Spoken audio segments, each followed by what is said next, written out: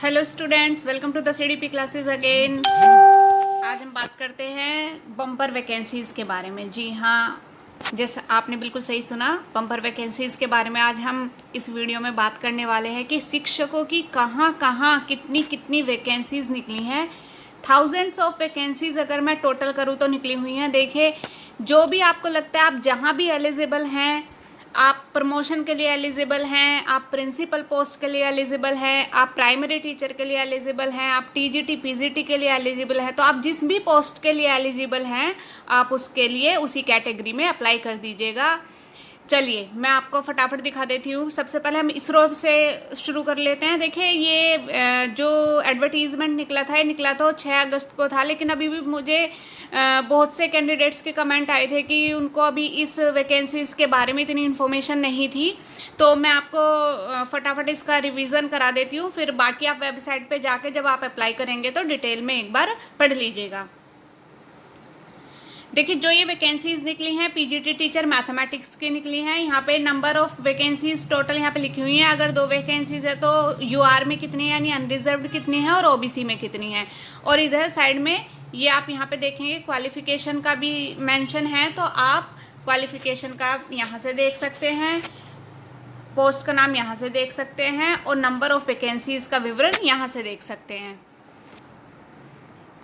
उसके बाद PGT physics में निकली है, पीजीटी बायोलॉजी में निकली है, PGT chemistry, TGT math, TGT Hindi, TGT English, TGT chemistry, TGT bio,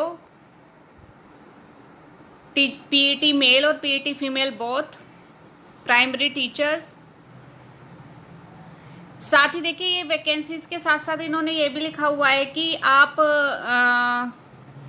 क्या क्या जब आवेदन करें तो उनके लिए कौन कौन सी ऐसी कंडीशन और इंस्ट्रक्शंस हैं जो होनी चाहिए। तो आप ये भी एक बार पढ़ लीजिएगा कि किस तरीके से ये सब लिखा हुआ है।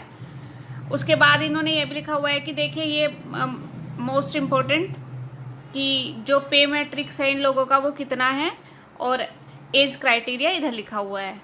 होपफुली जो 40 इयर्स तक के कैंडिडेट हैं वो पीजीटी के लिए एलिजिबल हैं, और जो 35 इयर्स तक के हैं वो टीजीटी के लिए, और 30 इयर्स तक के लिए प्राइमरी के लिए एलिजिबल है। कंडीशनली अगर वो ओबीसी एससी एसटी इस कैटेगरी में आते हैं तो उनके लिए आयु में छूट है। ये आप पढ़ लीजिएगा एक बार। इसके अलावा यहाँ पे लिखा हुआ है कि आपका जो नॉन रिफंडेबल एप्लीकेशन फ़ी है वो कितना है। तो यहाँ पे लिखा हुआ है 250, 750, 500। ये आप देख लीजिएगा कौन किसके लिए एलिजिबल है। इसके अलावा इन्होंने यहाँ पे लिखा हुआ है कि प्राइमरी टीचर के लिए कुछ निर्देश दिए हैं, टीजीटी के लिए दिए हैं, और पीजीटी के लिए दिए हैं। यहाँ पे इन्होंने बताया कि किस कैंडिडेट को किस लेवल तक का सीटेट क्वालिफाई होना चाहिए, मतलब प्राइमरी टीचर के लिए पेपर 1 और टीजीटी के लिए पेपर 2। इसके अलावा इन्होंने जो मेंशन किया है, यात्रा भत्ता किस किस को देंगे या नहीं देंगे वो सब लिखा हुआ है। लिखित परीक्षा, ये मैं आपको बता दूं, जो इनका रिक्रूटमेंट प्रोसेस है इसरो का, उसमें आपका एक रिटन टेस्ट होगा और आपका स्किल टेस्ट होगा। तो वो आप देख लीजिएगा वेबसाइट पे जाके, उसका सिलेबस वहाँ पे मेंशन है पूरा।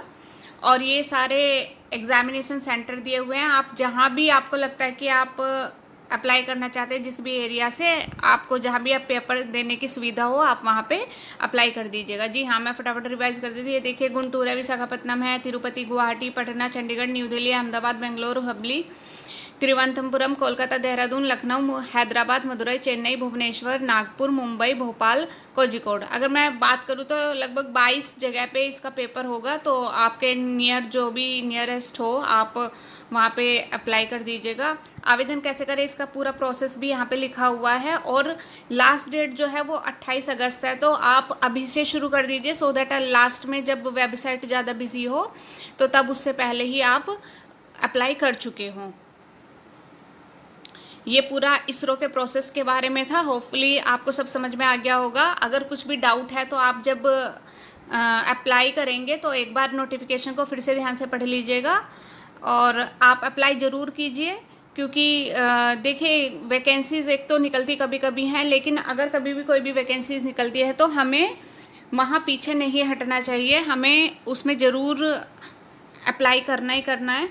तो आप ये देख लीजिएगा एक बार। दूसरी वैकेंसीज़ की तरफ चलते हैं अब।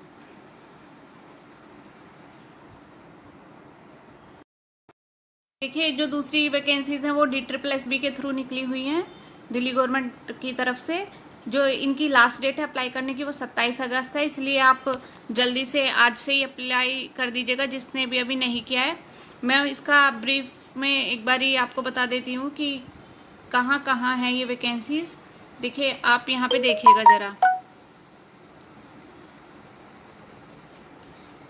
9 नंबर पे TGT special education teacher, 10 number पे PGT म्यूज़िक, 11 पे PGT fine arts, PGT Urdu, PGT horticulture. उसके बाद आपका है PGT साइकोलॉजी मतलब मेल और फीमेल दोनों में है। PGT computer science, PGT Punjabi, PGT Sanskrit, मतलब मुझे तो लगता है सभी सब्जेक्ट में इन्होंने निकाली हुई है। PGT इंग्लिश, PGT EVGC, ये तो हुई PGT की वैकेंसी। सेम इन्होंने TGT की भी निकाली हुई है और PGT की भी और प्राइमरी टीचर की भी निकाली हुई है। तो आप एक बार दिल्ली गवर्नमेंट की वेबसाइट पे फटाफट विजिट करके आप अप्लाई कर दीजिए जितना जल्दी हो सके। वहाँ पे आपको पूरी डिटेल मिल जाएगी, तो वो आप आसानी से एक बार पढ़ के आराम से तब आप अप्लाई कर दीजिएगा।